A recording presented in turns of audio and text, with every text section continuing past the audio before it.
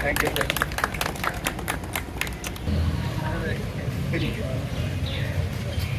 আমাদের গণশুনানি রয়েছে, যেখানে আমি অতিরিক্ত জেলা পরিষদ রাজস্ব এবং আমাদের ভূমি সংশ্লিষ্ট যারা আছেন, অতিরিক্ত জেলা পরিষদ রাজস্ব যে টিম রয়েছে এবং আমাদের সহকারী কমিশনার ভূমি রয়েছেন, আমাদের হেডম্যান কার্যালয় রয়েছেন, তারা এখানে অবস্থান করবেন।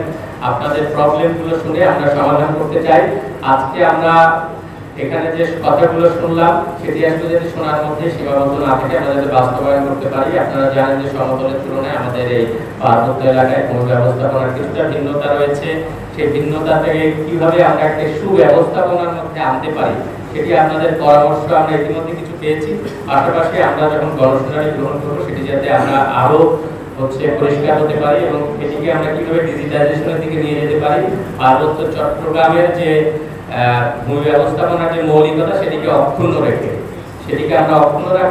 এই মেলা মূল ভাতা নিয়মিত ভূমি উন্নয়ন, কর প্রদান করি, নিজের ভূমি নিজে সুরক্ষিত রাখি।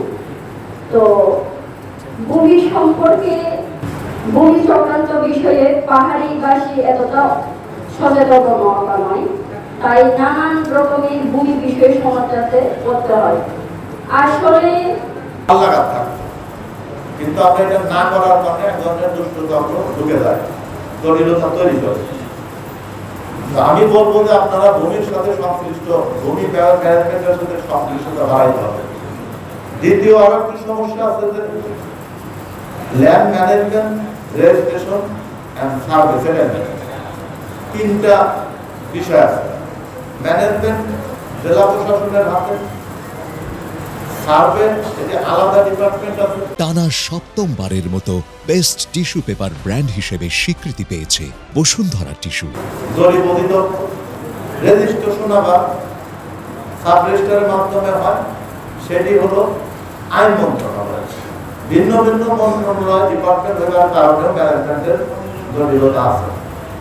একইভাবে যদি একই ছাতার নিচে এই তিনটা সেবা প্রতিষ্ঠিত থাকতো তাহলে হয়তো জটিলতাটা কমতো। সমতলে একটু ভিন্নতা আছে, এখানে রেজিস্ট্রেশন ডিপার্টমেন্ট, আইন মন্ত্রণালয় নাই। সমতলের যে এখানে ম্যানেজমেন্টটা আমি মনে করি কিছুটা সহজ।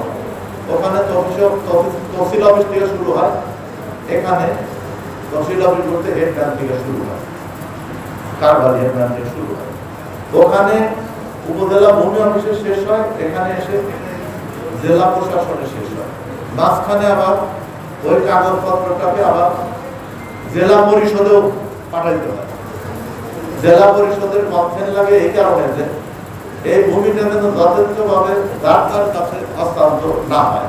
আপনারা জানেন যে এখানে হস্তান্তরের মধ্যে কিছু রেস্ট্রিকশন আছে। পার্বত্য এলাকায় বসবাস করে না এরকম লোকের কাছে বিক্রির জন্য কি সীমাবদ্ধতা রয়েছে, নিষেধাজ্ঞা। জেলা ভূমি অফিসগুলোতে প্রকৃতপক্ষে একটি দিকে